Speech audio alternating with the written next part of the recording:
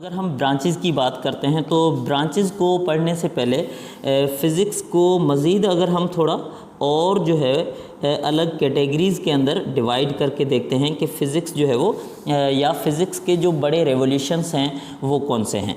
तो उन बड़े रेवोल्यूशंस के अंदर एक तो हमारे पास यानी कि फ़िज़िक्स के दो बड़े रेवोल्यूशंस हैं, ठीक है। किस बेस पे इन रेवोल्यूशंस को हम किस बुनियाद पे लिखते हैं। इन रेवोल्यूशंस को एक तो हम जो है वो मॉडर्न टेक्नोलॉजी के बेस पे लिखते हैं, कुछ चीज़ें पुरानी हो गई थी, या जो है वो फ़िज़िक्स जब कुछ चीज़ों के आंसर फ़िज़िक्स में नहीं आ रहे थे तो उसके बाद एक और फ़िज़िक्स जो है वो इंट्रोड्यूस हुई, या फिर हम यूँ भी कह सकते हैं कि फ़िज़िक्स के अंदर थोड़ी मॉडिफिकेशन की गई। तो फ़िज़िक्स को यूँ दो कैटेगरीज़ में डिवाइड किया गया। एक हमारे पास बनती है क्लासिकल फ़िज़िक्स, ठीक है। एक हमारे पास जो फ़िज़िक्स है वो कौन सी है, क्लासिकल फ़िज़िक्स है, जबकि दूसरी जो है वो हमारे पास है मॉडर्न फ़िज़िक्स, ठीक है। इस मॉडर्न फ़िज़िक्स को हम क्वांटम फ़िज़िक्स भी कह सकते हैं, ठीक है। तो इस मॉडर्न फ़िज़िक्स को हम क्वांटम फ़िज़िक्स भी, कभी कभार इसको हम क्वांटम फ़िज़िक्स भी कहते हैं। लेकिन अगर क्वांटम फ़िज़िक्स को डिफ़ाइन करें तो वो कुछ जो है वो मॉडर्न फ़िज़िक्स के से जो है वो डिफरेंट भी होती है अगर हम बेसिक से देखते हैं। लेकिन कभी कभी हम इनको मॉडर्न फ़िज़िक्स को क्वांटम फ़िज़िक्स का नाम भी दे देते हैं।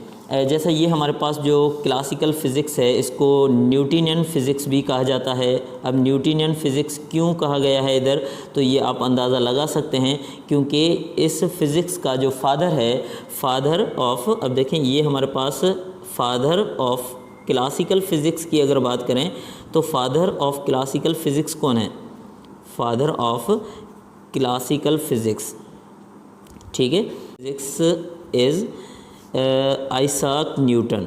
तो ये हमारे पास जो साइंटिस्ट हैं जिसको क्लासिकल फ़िज़िक्स का फादर माना जाता है वो कौन है, आइज़ैक न्यूटन। इसलिए हम इस फ़िज़िक्स को फादर ऑफ क्लासिकल फ़िज़िक्स जो है वो कौन है, आइज़ैक न्यूटन। इसलिए हम इस फ़िज़िक्स को न्यूटनियन फ़िज़िक्स भी कह सकते हैं या फिर कहते हैं। और यहाँ पे अगर बात करें तो फादर ऑफ मॉडर्न फ़िज़िक्स जो है वो कौन है, मॉडर्न फ़िज़िक्स का जो फादर माना जाता है वो किसको माना जाता है, वो अल्बर्ट आइंस्टाइन को फादर ऑफ मॉडर्न फ़िज़िक्स माना जाता है, अल्बर्ट आइंस्टाइन, ठीक है। तो ये दो बड़े साइंटिस्ट हैं फ़िज़िक्स की दुनिया के। एक जिसने क्लासिकल फ़िज़िक्स को या जो है वो क्लासिकल फ़िज़िक्स के अंदर अपना जो बहुत बड़ा रोल प्ले किया है, दूसरा अल्बर्ट आइंस्टाइन जिसने मॉडर्न फ़िज़िक्स को इंट्रोड्यूस करवाया, यूँ हम कह सकते हैं। अच्छा, अब देखें यहाँ पे एक बात आ जाती है कि क्लासिकल फ़िज़िक्स के बाद मॉडर्न फ़िज़िक्स कब और क्यों आई, यानी कि वो रीज़न्स क्या थे कि फ़िज़िक्स को दो रेवोल्यूशंस में डिवाइड करना पड़ा या इसको दो कैटेगरीज़ के अंदर डिवाइड करना पड़ा। तो यहाँ पे कुछ सवाल थे। कौन से सवाल, for example in the end of 19th century, ठीक है, in the end of 19th century की बात हम कर रहे हैं, in the end of 19th century. अब देखें 19th सेंचुरी के लास्ट में ऐसा क्या हुआ कि फ़िज़िक्स जो थी उसको दो ग्रुप्स में अलग अलग डिवाइड किया गया।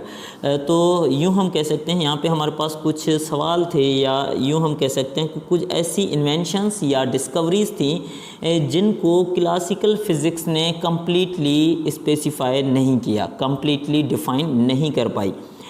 जैसे कि जे थॉमसन ने तकरीबन, अब देखें ये in the end of 19th century की अगर हम बात कर रहे हैं, मतलब 1890 के आसपास की हम बात करें, 1890 के आसपास की, यानी कि इससे 1-2 साल आगे या जो है वो पीछे हम ले सकते हैं। तो ये 1890 जो है वो क्या है, वो 19वीं सदी का लास्ट जो पीरियड है उसकी हम बात करें। तो इस पीरियड के अंदर कुछ इन्वेंशंस हुई जिनकी मदद से या जिनको क्लासिकल फ़िज़िक्स ने कम्प्लीटली स्पेसिफाई नहीं किया। जैसा कि जे थॉमसन ने जो है वो इन्वेंट किया, डिस्कवर किया। क्या डिस्कवर किया जे थॉमसन ने इलेक्ट्रॉन डिस्कवर किया था, ठीक है।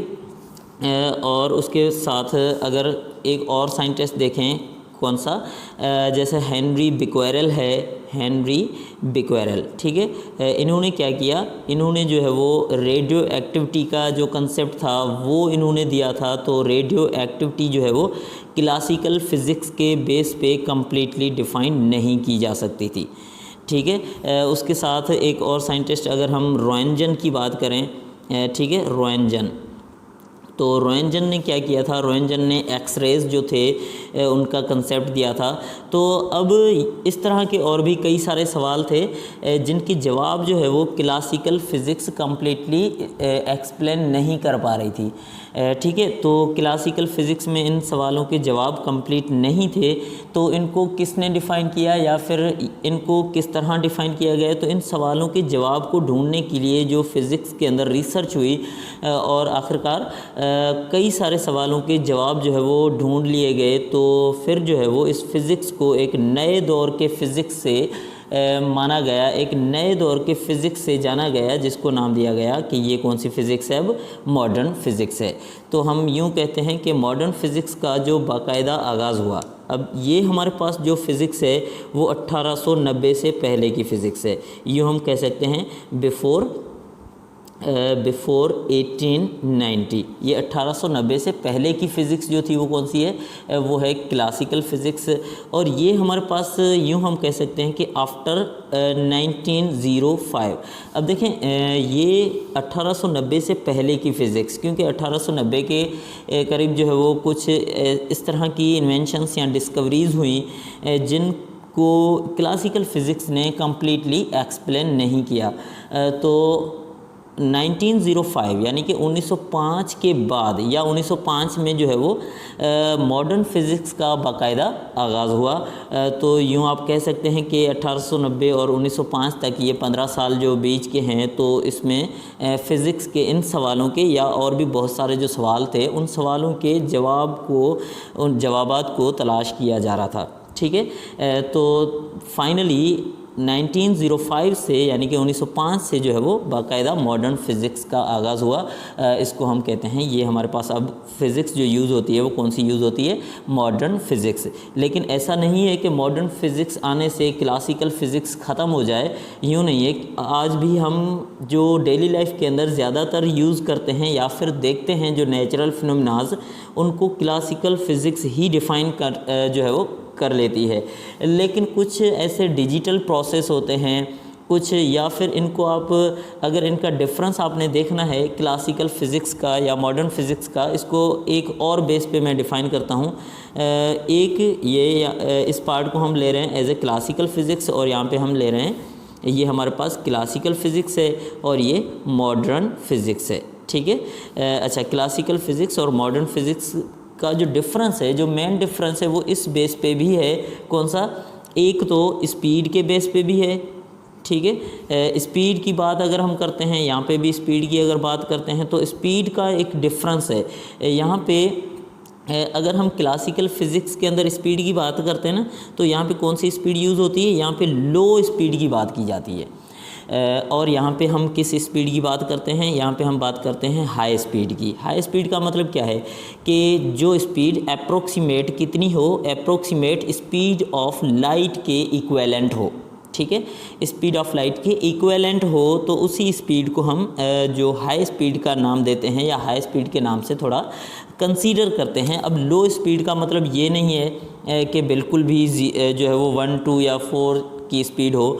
सपोज़ कोई गाड़ी जा रही है 10 की स्पीड से, 20, 50, 100 की, अगर 500 की स्पीड से जाती है, अगर 1000 की स्पीड से भी जाती है, तो भी उसको हम लो स्पीड कंसीडर करेंगे, क्योंकि यहाँ पे हम स्पीड का कंपैरिजन जो कर रहे हैं वो किस चीज़ के साथ कर रहे हैं, वो स्पीड ऑफ लाइट के साथ कर रहे हैं। तो इस हिसाब से स्पीड ऑफ लाइट से ये वाली स्पीड जो है वो कई गुना कम होती है, इसलिए हम इसको लो स्पीड कंसीडर करते हैं। जबकि यहाँ पे जो है वो अगर कोई particle equivalent to the speed of light move करता है, तो उसको हम हाई स्पीड कंसीडर करते हैं, या स्पीड ऑफ लाइट के इक्विवेलेंट कंसीडर जब करते हैं। तो ये स्टडी जो आती है वो किस चीज़ के अंदर आती है, वो आती है मॉडर्न फिज़िक्स में, ठीक है। और जो लो स्पीड हैं या जैसा कि हम डेली लाइफ के अंदर जो चीज़ें मूव करते हुए देखते हैं उनको जब हम ऑब्ज़र्व करते हैं तो इनकी जो स्टडी आ जाती है वो क्लासिकल फ़िज़िक्स के लॉज के मुताबिक कम्प्लीटली एक्सप्लेन हो जाती है।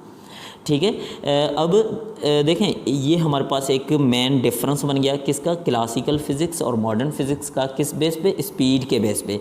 यहाँ पे हम जो है वो लो स्पीड या मूविंग ऑब्जेक्ट्स जो हैं लो स्पीड के साथ जो मूव करते हैं, फिर से रिपीट कर रहा हूँ कि लो स्पीड का मतलब ये नहीं है कि ऑब्जेक्ट बिल्कुल जो है वो बिल्कुल स्लो जाए, इसका मतलब ये बिल्कुल भी नहीं है। यहाँ पे लो स्पीड से मुराद है कि स्पीड ऑफ लाइट से कम हो।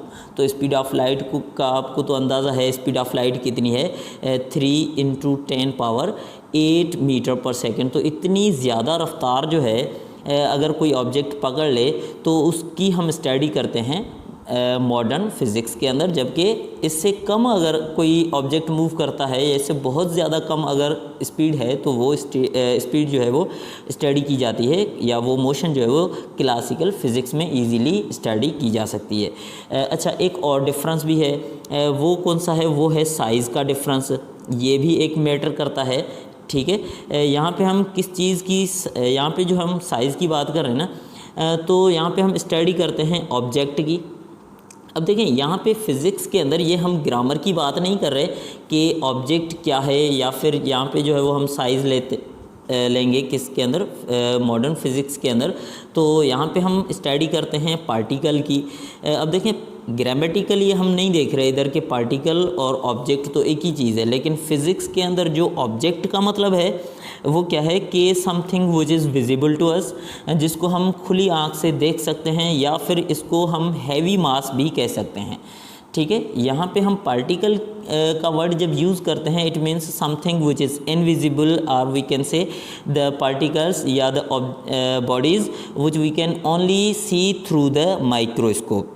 सो these are the microscopic level particles. बाकी ये ऑब्जेक्ट की अगर बात करते हैं तो ये हमारे पास जो विजिबल ऑब्जेक्ट होते हैं, जो विजिबल बॉडीज़ होती हैं, उनको हम स्टडी करते हैं। तो ये हमारे पास साइज़ का मैटर बनता है। तो क्लासिकल फ़िज़िक्स में हम किसकी स्टडी करते हैं, ऑब्जेक्ट्स की, यानी कि जो चीज़ें विजिबल होती हैं उनकी मोशंस हो या उनके साथ जुड़े हुए जितने भी पैरामीटर्स हों, तो उनको हम क्लासिकल फ़िज़िक्स के बेस पे कम्प्लीटली स्पेसिफाई कर सकते हैं। जबकि पार्टिकल लेवल अगर कोई हमारे पास ऑब्जेक्ट्स हैं, आई मीन पार्टिकल लेवल अगर कोई हमारे पास बॉडीज़ हैं, जैसा कि इलेक्ट्रॉन हो गया, क्वार्क्स हैं या फोटान है, तो इस तरह की जो हमारे पास पार्टिकल हैं। ठीक है, एग्जांपल के तौर पे मैं लिख रहा हूँ यहाँ पे इलेक्ट्रॉन है, फोटान है, या जो है वो हमारे पास और भी पार्टिकल्स होते हैं जैसे क्वार्क्स हैं। तो ये सारे पार्टिकल हैं, क्योंकि ये बिल्कुल फंडामेंटल है या बिल्कुल स्मॉलेस्ट हैं, तो इनकी स्टडी हम करते हैं मॉडर्न फ़िज़िक्स के अंदर। ठीक है, जबकि ऑब्जेक्ट की अगर बात कर लें, जैसे कि कार मूव कर रही है या बाइक जो है वो मूव कर रहा है, या हम जो है वो फुटबॉल की बात कर रहे हैं, तो मतलब इस तरह की जो चीज़ें हैं इनको हम स्टडी करते हैं किसके अंदर, या इनकी मोशंस वगैरह या इनके साथ जुड़े हुए जितने भी पैरामीटर्स हैं उनको हम स्टडी करते हैं क्लासिकल फ़िज़िक्स के अंदर। तो साइज़ के हिसाब से ये चीज़ें जो है वो हमारे पास एज अ हैवी साइज़ है, और ये बिल्कुल लाइटेस्ट ऑब्जेक्ट हैं या लाइट ऑब्जेक्ट हैं, बिल्कुल स्मॉलेस्ट हैं और ये हैवीएस्ट हैं। तो इस तरह हम डिफरेंस कर सकते हैं। मेन डिफरेंस जो है वो स्पीड और साइज़ के बेस पे हम इसको समझ सकते हैं कि क्लासिकल फ़िज़िक्स क्या है और मॉडर्न फ़िज़िक्स क्या है, या फिर मॉडर्न फ़िज़िक्स के अंदर हम किन चीज़ों को स्टडी करते हैं और क्लासिकल फ़िज़िक्स के अंदर हम किन चीज़ों को स्टडी करते हैं। तो ये हमारे पास कुछ रेवोल्यूशंस हैं। और अगर हम ब्रांचेज़ की बात करें, ठीक है, ब्रांचेज़ ऑफ फ़िज़िक्स जो है वो क्या हैं, या ब्रांचेज़ को हम किस तरह डिफ़ाइन करते हैं, तो मैंने पहले भी बताया कि अच्छा देखें कि जैसे हमारे पास जो है वो ब्रांचेज़ हैं मैकेनिक्स। देखें फ़िज़िक्स की ब्रांचेज़ जो हैं उनको हम वर्ड से ही डिफ़ाइन कर सकते हैं, अगर हमें उस वर्ड का सिर्फ मतलब पता हो।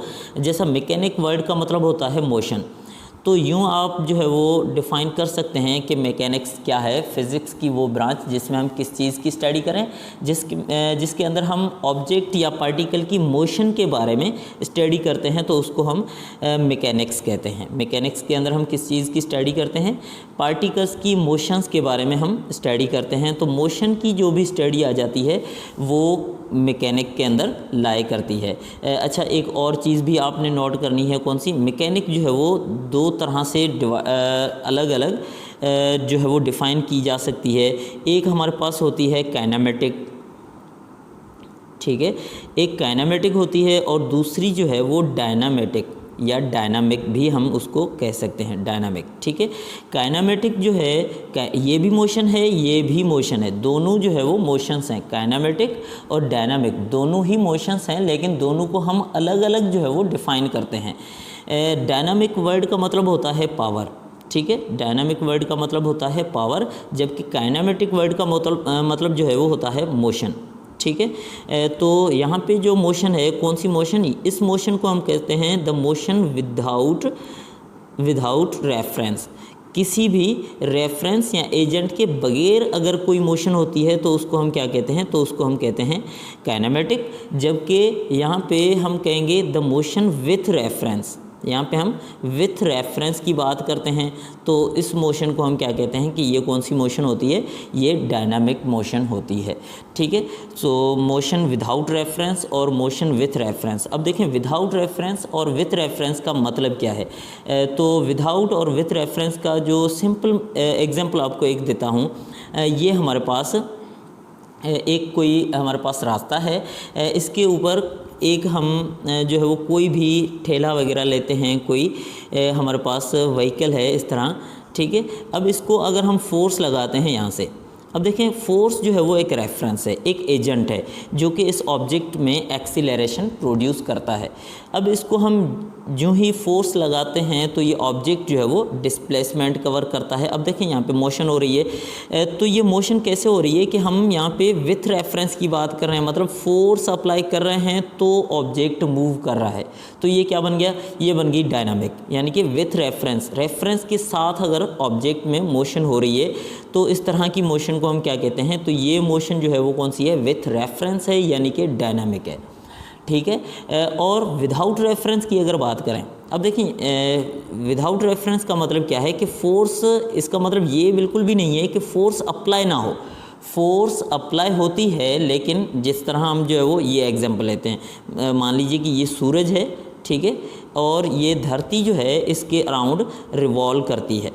अब धरती जो है वो इसके अराउंड रिवॉल्व करती है, तो यूँ हम नहीं कह सकते कि धरती के ऊपर फोर्स अप्लाई नहीं हो रही, धरती के ऊपर बिल्कुल फोर्स अप्लाई हो रही है। कौन सी, एक फोर्स जो कि सूरज अपनी तरफ इसके ऊपर फोर्स लगा रहा है, जिसको हम सेंट्रीपिटल फोर्स कहते हैं, जिस फोर्स को हम क्या नाम देते हैं, सेंट्रीपिटल फोर्स का। जबकि एक और फोर्स होती है जिसको हम सेंट्रीफ्यूगल फोर्स कहते हैं। सेंट्रीफ्यूगल फोर्स जो होती है वो क्या करती है, वो सेंट्रीपिटल के बिल्कुल इक्वेलेंट होती है या इक्वल होती है। तो जितनी फोर्स इनवर्ड लग रही है उतनी ही आउटवर्ड अगर लग रही, तो अब ऑब्जेक्ट जब मूव कर रहा है सर्कुलर डायरेक्शन में, तो इसके ऊपर जो नेट फोर्स है, अब देखें यहाँ पे हम जो फोर्स अप्लाई हो रही है, लेकिन नेट फोर्स कितना है, नेट फोर्स जो है वो ज़ीरो है, क्योंकि जितनी फोर्स इनवर्ड लग रही है उतनी ही फोर्स आउटवर्ड भी है। तो यूँ हम कह सकते हैं कि दोनों फोर्सेस आपस में क्या हैं, इक्वल हैं, तो कैंसिल टू ईच अदर, क्योंकि अपोजिट भी हैं साथ में, ठीक है। तो अब जो है नेट फोर्स कितना बन गया, तो हम यूँ कह सकते हैं कि नेट फोर्स जो है वो ज़ीरो है। इसका मतलब अब ये ऑब्जेक्ट जो मूव कर रहा है ना वो काइनेमेटिक है। ये मोशन जो है वो कौन सी है, अर्थ जो रिवॉल्व कर रहा है अराउंड द सन, तो this motion is called as the kinematic, and the object moving like this whenever the force is being applied on the object and the acceleration is being produced here, ठीक है। So such kind of force is considered as the dynamic, while the force any external force, because there is no external force, two forces are being applied here but both are opposite and equal, that's why they cancel to each other and the earth is revolving around the sun. There is no net force but even the earth is revolving, so this is the without reference, so we can consider it as a kinematic. So this is the kinematic. So this is just the introduction of mechanics. In next few chapters we have, I mean the third and fourth, like, so these are all about the mechanics, the detailed study, the complete study of the mechanics. So this is all about the mechanics. So I hope कि this is also clear. अच्छा, उसके बाद अगर हम बात करें और भी हमारे पास ब्रांचेस हैं फिज़िक्स की, ठीक है। अच्छा, इसको यूँ भी हम अगर थोड़ा डिफ़ाइन कर लें, कैसे कि मैकेनिक्स को और भी दो कैटेगरीज़ के हवाले से डिफ़ाइन किया जाता है। कैसे? एक होती है क्लासिकल मैकेनिक्स। अब देखें, क्लासिकल मैकेनिक्स वही सेम हमारे पास कंसेप्ट कौन सा, क्लासिकल फ़िज़िक्स का, कि यहाँ पे हम किस चीज़ की मोशन, अब देखें पहली बात तो हम बात करेंगे किसकी, मोशन की। क्लासिकल मैकेनिक्स है, कोई भी मैकेनिक्स है तो मैकेनिक्स तो है, कुछ भी हो, क्लासिकल हो या क्वांटम हो, तो दूसरी जो है वो क्या है, दूसरी है क्वांटम, ठीक है, क्वांटम मैकेनिक्स। अब क्लासिकल और क्वांटम मैकेनिक्स, क्लासिकल मैकेनिक्स मतलब इस तरह की मोशन हो। अब देखें, पहली बात तो हम मोशन के बारे में बात करेंगे, लेकिन मोशन कौन सी हो, या ऑब्जेक्ट की मोशन हो, या दूसरी बात ये कि उसकी जो स्पीड है वो लो स्पीड हो। तो इन दोनों बेस के ऊपर अगर हम मोशन बात करेंगे तो वो क्लासिकल मैकेनिक्स कहलाती है।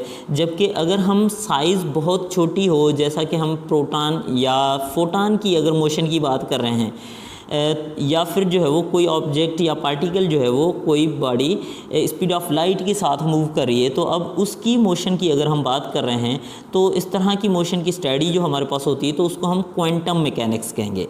क्वांटम वर्ड का मतलब होता है, क्वांटा से निकला हुआ है, जिसका मतलब होता है packet of energy, packet of या बंडल्स ऑफ द एनर्जी, यानी कि छोटे छोटे पार्टिकल्स जो होते हैं उनको क्वांटा कहा जाता है, ठीक है। तो इस तरह हमारे पास क्वांटम मैकेनिक्स बनती है ये। अच्छा, इसको मैंने थोड़ा ज़्यादा ही डिटेल में ले लिया क्योंकि इतना लेना नहीं है। अच्छा, और भी हमारे पास ब्रांचेज़ हैं, जैसा कि सिंपल वे में हम कहते हैं इलेक्ट्रिसिटी, ठीक है। अब ये भी हमारे पास एक ब्रांच है। अब इनको मैं ज़्यादा डिटेल में डिफ़ाइन नहीं करूँगा क्योंकि यहाँ पे हम सिर्फ इंट्रोडक्शन ले रहे हैं। तो सिंपल वे में हम यहाँ पे कहते हैं इसको कैसे डिफ़ाइन किया जाता है, इसको हम यूँ डिफ़ाइन कर सकते हैं, द स्टडी ऑफ, किस चीज़ की study, study of motion of the charges, motion of the charges, यानी कि यहाँ पे हम किस चीज़ की बात करते हैं, चार्जेस की जो मोशन की स्टडी होती है उस चीज़ की हम बात करते हैं इधर, कि चार्जेस किस तरह मूव करती हैं या उनके जो मूविंग के साथ कौन सा इफ़ेक्ट होता है, या इलेक्ट्रिसिटी या फिर करंट किस तरह प्रोड्यूस होता है। So this is all about the electricity, कि हम इस चीज़ के अंदर, इलेक्ट्रिसिटी के अंदर हम किस चीज़ की स्टडी करते हैं, study of charges in motion. अच्छा, या इलेक्ट्रॉन्स जो है वो मूव करते हैं, उनकी स्टडी को हम इलेक्ट्रिसिटी कहते हैं।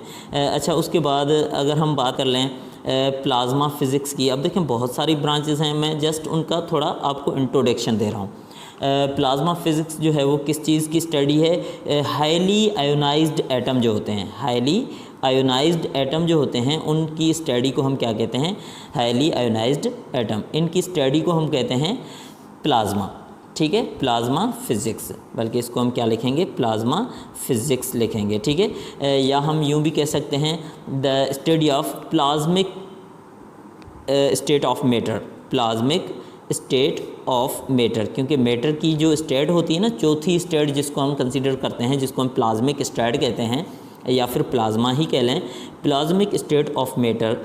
अब यहाँ पे हम किस चीज़ की स्टडी करते हैं, प्लाज्मिक स्टेट ऑफ मैटर की, तो इसको हम क्या कहते हैं, इसको हम कहते हैं प्लाज्मा फ़िज़िक्स। और हमारे पास जो है वो फ़िज़िक्स है कौन सी, जैसा कि एटॉमिक फ़िज़िक्स है, तो आप इसको सिंपली डिफ़ाइन कर सकते हैं कि स्टडी ऑफ एटम, ये किस चीज़ की स्टडी है, स्टडी ऑफ एटम, तो ये हमारे पास बन गई एटॉमिक फ़िज़िक्स। उसके साथ मॉलिक्यूलर फ़िज़िक्स भी है, तो ये किस चीज़ की स्टडी हो सकती है, ये स्टडी ऑफ मॉलिक्यूल है। जैसा कि न्यूक्लियर फ़िज़िक्स है, वो किस चीज़ की स्टडी है, न्यूक्लियर फ़िज़िक्स के अंदर हम किस चीज़ की स्टडी करते हैं, nucleus of the atom, atom के अंदर जो क्या होता है, न्यूक्लियस होता है, जो सेंट्रल पार्ट होता है, न्यूक्लियस ऑफ दी एटम की जब हम स्टडी करते हैं, इसको हम न्यूक्लियस फ़िज़िक्स कहते हैं या न्यूक्लियर फ़िज़िक्स कह लेते हैं। अच्छा, उसके बाद एक और हमारे पास ब्रांच है पार्टिकल फ़िज़िक्स। अब पार्टिकल फ़िज़िक्स जो है वो मॉडर्न फ़िज़िक्स की मेन ब्रांच है, ऐसा जो है वो आप कंसीडर कर सकते हैं। पार्टिकल फ़िज़िक्स के अंदर हम बहुत छोटे जो पार्टिकल्स होते हैं, यानी कि जो बिल्कुल जिनको हम क्वांटा के तौर पे कंसीडर करते हैं, बहुत छोटे पार्टिकल होते हैं, उनकी स्टडी हम करते हैं पार्टिकल फ़िज़िक्स के अंदर। ठीक है, सॉरी, ये मैंने जो है वो यहाँ पे फ़िज़िक्स नहीं लिखा, ये क्या है, पार्टिकल फ़िज़िक्स है। अच्छा, तो क्वांटा जो होते हैं उनकी हम स्टडी करते हैं यहाँ पे फ़िज़िक्स के अंदर। कौन सी फ़िज़िक्स? पार्टिकल फ़िज़िक्स के अंदर जो छोटे छोटे पार्टिकल होते हैं, जैसे कि फोटॉन है, क्वार्क्स हैं, लेप्टॉन्स वगैरह हैं, या जो हिग्स बोज़ॉन हैं, जो स्टैंडर्ड मॉडल ऑफ पार्टिकल्स है उसके अंदर जितने भी पार्टिकल्स हैं, या उस स्टैंडर्ड मॉडल को जो एक अरेंजमेंट दी गई है, इंशाल्लाह एक वीडियो के अंदर मैं पूरा स्टैंडर्ड मॉडल भी आपको एक्सप्लेन करके दूंगा अगली वीडियो के अंदर कि स्टैंडर्ड मॉडल ऑफ पार्टिकल क्या होता है। तो वो पूरा स्टैंडर्ड मॉडल भी पार्टिकल फ़िज़िक्स के बेस पे ही, या पार्टिकल फ़िज़िक्स की जो फील्ड है उसी के अंदर ही बनाया जाता है। अच्छा, इसके अलावा और भी हमारे पास जो फ़िज़िक्स की ब्रांचेस हैं, जैसा कि इलेक्ट्रोमैग्नेटिज़म है। ठीक है, अब इन सभी ब्रांचेस को मैं डिटेल में नहीं ले रहा, क्योंकि ये हमारे पास पूरे के पूरे चैप्टर्स हैं, तो हम इनको फ़िलहाल कंप्लीट डिटेल में डिस्कस नहीं कर सकते। इंशाल्लाह अगले वीडियोस में जैसा ही हम इन चैप्टर्स को डिटेल में पढ़ेंगे तो हम इन सब को बिल्कुल डिटेल में डिस्कस करेंगे। अच्छा, इलेक्ट्रोमैग्नेटिज़म जो है, इसमें हम किस चीज़ की स्टडी करते हैं? यहाँ पे हम स्टडी करते हैं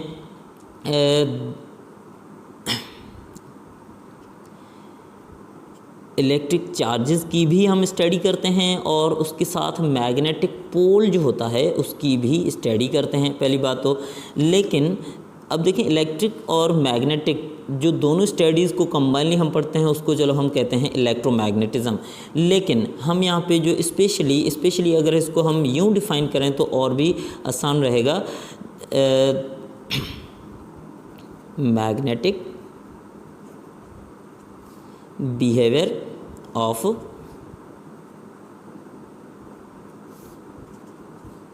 wire contain current। ठीक है, सिंपल वे में मैंने इसको लिखा है magnetic behaviour of wire contain current, कि अगर कोई वायर में अब देखें इलेक्ट्रिसिटी यानी कि इलेक्ट्रिक चार्ज, कोई भी इलेक्ट्रिक चार्ज है तो इसके अराउंड जो फील्ड है इसको हम इलेक्ट्रिक फील्ड जैसे कहते हैं, तो इसकी स्टडी को हम इलेक्ट्रोस्टैटिक के तौर पे स्टडी करते हैं। जबकि अगर हमारे पास कोई मैग्नेट है जिसके पोल्स होते हैं, सपोज साउथ पोल और नॉर्थ पोल, ये जो दो पोल्स होते हैं इनको जब हम स्टडी करते हैं तो ये हमारे पास एक फ़िज़िक्स की ब्रांच बन जाती है, मैग्नेटिज़म। लेकिन अगर हम वायर की बात कर लें, मान लीजिए कि ये हमारे पास कोई वायर है, ठीक है, ये हमारे पास कोई एक वायर है। अब इस वायर में से जैसे ही करंट फ़्लो होता है, इस वायर में से अगर करंट फ़्लो होता है तो क्या होता है, तो इस वायर के अराउंड जो है वो एक फ़ील्ड क्रिएट हो जाती है। इस वायर के अराउंड एक फ़ील्ड क्रिएट होती है। कौन सी फील्ड? Magnetic field. अब देखिए, चार्ज जब रेस्ट में होती है तो उसके अराउंड जो फील्ड होती है वो इलेक्ट्रिक फील्ड होती है। जब वही चार्ज किसी वायर के थ्रू ट्रैवल करती है, मूव करती है, तो फ़्लो होती है, जब वो चार्जिंग की फ्लोइंग होती है तो उनके अराउंड जो फील्ड बनती है वो कौन सी बनती है? Magnetic field. ठीक है, तो यूँ हम कह सकते हैं कि यहाँ पे हम किस चीज़ की स्टडी करते हैं? यहाँ पे हम स्टडी करते हैं magnetic effect of current through the wire, यानी कि किसी भी वायर से जब हम करंट फ्लो कराते हैं तो उस करंट का जो बिहेवियर होता है या उस वायर का जो बिहेवियर होता है एज अ मैग्नेट बिहेवियर होता है, क्योंकि उसके अराउंड जो फील्ड बनती है वो कौन सी फील्ड बनती है? मैग्नेटिक फील्ड बनती है। ठीक है, तो इस चीज़ की भी स्टडी जो है वो कम्प्लीटली की जाती है किसके अंदर? इलेक्ट्रोमैग्नेटिज़म के अंदर। अच्छा, एक और फिज़िक्स की मैन ब्रांच हम भूल गए, कौन सी? एस्ट्रोफिज़िक्स। एस्ट्रोफिज़िक्स क्या होता है? ठीक है, एस्ट्रोफिज़िक्स जिसको एस्ट्रोनॉमी भी हम कह सकते हैं, या फिर जो है वो, अच्छा एक और बात भी आपको बताता चलूँ, एक जो है वो लिखा होता है एस्ट्रोलॉजी। तो ये एस्ट्रोलॉजी जो है ना, ये फ़िज़िक्स की ब्रांच नहीं है, पहली बात, क्योंकि ये बच्चे जो है वो यहाँ पे कंफ्यूज हो जाते हैं कि एस्ट्रोलॉजी और एस्ट्रोनॉमी जो है वो ये सेम है या फिर डिफरेंट है। तो एस्ट्रोनॉमी जो है वो फ़िज़िक्स की ब्रांच कह सकते हैं आप, लेकिन एस्ट्रोलॉजी जो है वो फ़िज़िक्स की ब्रांच नहीं है। ये हमारे पास एक फ़लसफ़ा है, यूँ आप कह सकते हैं। सितारों का इल्म जो होता है, जैसे कि इल्म नजूम कहते हैं, जिसको आपने अखबारों के अंदर पढ़ा होगा, ये बुर्ज जो बने होते हैं उनका जो इल्म होता है, यानी कि जो पेशन गोयां वगैरह करते हैं तो उनका जो इल्म होता है ना, उसको हम एस्ट्रोलॉजी कहते हैं। जबकि एस्ट्रोनॉमी जो होता है वो, एस्ट्रोनॉमी को हम कैसे डिफ़ाइन करते हैं, ये हमारे पास एक साइंटिफिक स्टडी होती है, ठीक है। ये हमारे पास क्या है, ये हमारे पास एक साइंटिफिक स्टडी ऑफ